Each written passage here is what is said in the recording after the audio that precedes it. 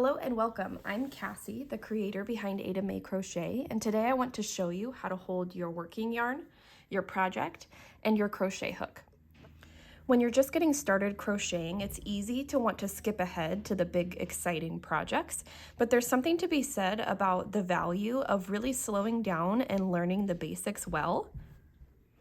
How you hold your working yarn, your project, and your hook make a huge difference in the amount of tension your stitches end up having, which can change drastically how clean your lines are when you're finished with your project. We're going to start by talking about how to hold your crochet hook, and this is something that, as I mentioned, varies a lot between crocheters. I go with the knife method, which is the way of holding in your palm. Some people crochet like you're holding a pencil, but I find that I have a lot of control when I hold my crochet hook this way. I'm going to turn my hand so you can see a little better how I'm holding the hook here. My pinky finger, my ring finger, and my thumb are doing a lot of the brunt work of the crocheting. That's where I'm really gripping the crochet hook.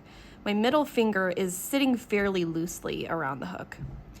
And then you see my pointer finger, I use it for leverage up here on the top part of the hook as I'm inserting it into stitches. The next thing I want to talk about is what direction to hold the hook when you're working your project. The end of the hook is meant to easily slide into stitches, and this hook part is meant to grab your yarn. So you want to orient it so that when you insert it, that blunt end easily slides through and can wrap around and grab your yarn. Next, I want to talk about how to hold your working yarn. Just like I mentioned with the crochet hook, there's a lot of different ways to hold your working yarn, but I want to show you my method. This is one of the factors that makes a big difference in how your stitches come out as far as the tension goes, so it's really important to find a method that works nice and consistently for you.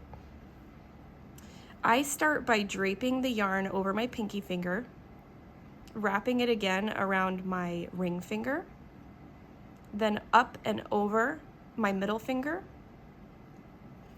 and back around my pointer finger, just like that. The goal is that we have enough looseness between our fingers that the yarn can easily slide through, but not so much that it's just free flowing. When you're working your project, your pointer finger is going to end up pulling away from the rest of your fingers to create this taut effect in the working yarn so that it's easy for the hook to loop around and grab. Next, let's talk about how to hold your project. I use my thumb and my middle finger to grip really close to the base of the stitch I'm going to be working into.